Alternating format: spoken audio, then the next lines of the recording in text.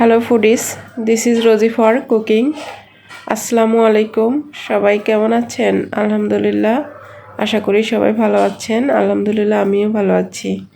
বাড়ি থেকে আমার বড় ভাইয়া অনেক বড় একটা মাছ পাঠিয়েছেন, সাথে আরও কিছু ছোট মাছ পাঠিয়েছেন। তো এটা হচ্ছে একটা মাছ 5 কেজি ওজন, অনেক বড় মাছ। তো মাছটা রান্না করলাম কিভাবে সেটাই আপনাদের সাথে শেয়ার করব। কথা না বাড়িয়ে চলুন শুরু করা যাক। তো মাছটা অনেক সুন্দর করে, আমি অনেক বড় মাছ কখনো কাটিনি, মানে বাজার থেকে তো সব মাছ কেটে নিয়ে আসে। তো ভাইয়া বাড়ি থেকে দেখার জন্য পাঠিয়েছেন, তার জন্য মাছটা হচ্ছে নিজের হাতে কেটে কিভাবে রান্না করলাম, কী করলাম সেটাই দেখাবো। তো এই যে আমার বাড়ি থেকে যে বস্তাটা পাঠিয়েছে মাছের, আমার মা আসছে, তো মার কাছে ভাইয়া মাছগুলো দিয়ে দিয়েছে। তো এই হচ্ছে বস্তাটা খোলার পরে মাছগুলো বের হয়েছে। এটা সম্পূর্ণ মাছগুলো, এর সাথে আরও আছে কিছু গুঁড়া মাছ। তো এই মাছটা আমি প্রসেসিংয়ের জন্য হচ্ছে এটাকে আঁশ ছাড়াবো প্রথমে।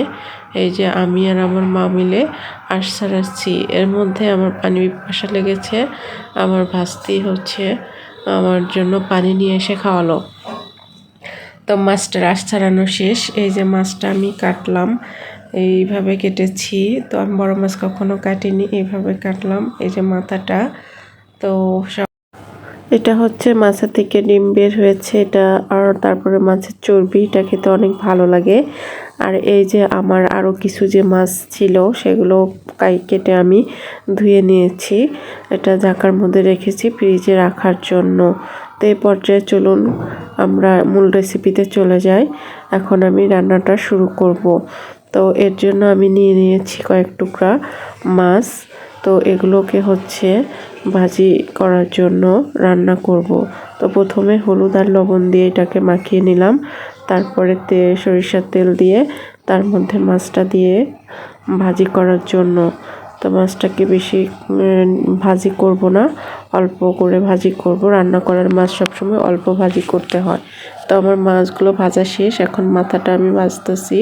মাথাটা ওই হচ্ছে মূল মাছগুলো। তো এখন আমি যে রেসিপি দিয়ে রান্না করব সেটা হচ্ছে কুমড়ো বড়ি। এটার অনেকেই নাম শুনছেন, আবার অনেকেই খাইছেন।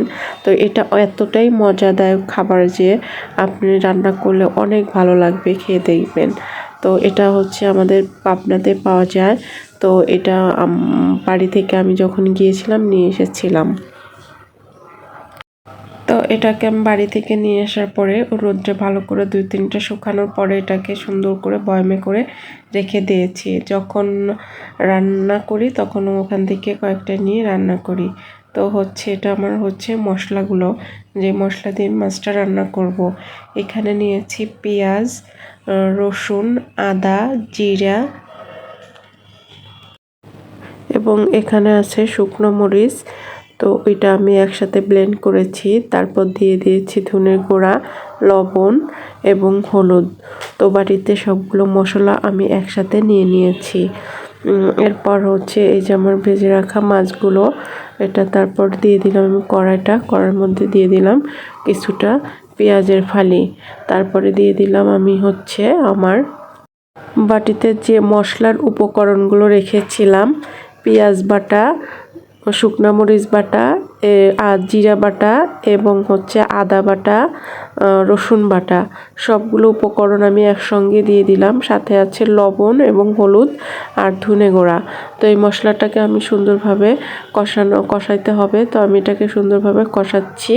তো এটা কষানোর পরে আমি দিয়ে দিলাম মাছের মাথার যে কলসাটা, সেটা একসাথে দিয়ে দিলাম। তো হচ্ছে এইভাবে মশলাটা সুন্দর করে কষাইতে হবে। তো এই তো দেখেন আমার মশলাটা প্রায় কষানো হয়ে গিয়েছে। তো এটা এখন আমি এ পর্যায়ে মশলাটা আরও কিছুক্ষণ কষায়ে ওটাকে আমি ছিদ্র করে দিলাম। তো এরপর আমি দিয়ে দিলাম একটু ঝোলটা হচ্ছে একটু বেশি পরিমাণ দিতে হবে, কারণ আমি যে কুমড়ো বড়ি দিয়ে মাছটা রান্না করব ওটা সিদ্ধ হতে সময় লাগবে এবং সিদ্ধ হওয়ার পরে ওটা অনেক পরিমাণে পানি টেনে নেয়, তার জন্য ঝোলের পরিমাণটা বেশি দিলাম।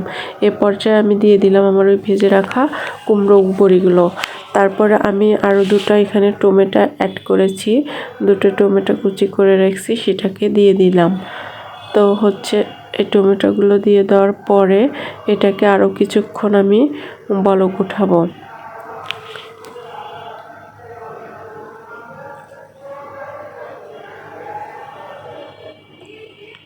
এ পর্যায়ে আমি দিয়ে দিলাম আমার ভেজে রাখা যে মাছের মাথাটা ছিল, কারণ মাথাটা সিদ্ধ হতে সময় লাগবে, তার জন্য মাথাটা আগেই আমি দিয়ে দিলাম যাতে মাথাটা সিদ্ধ হয়।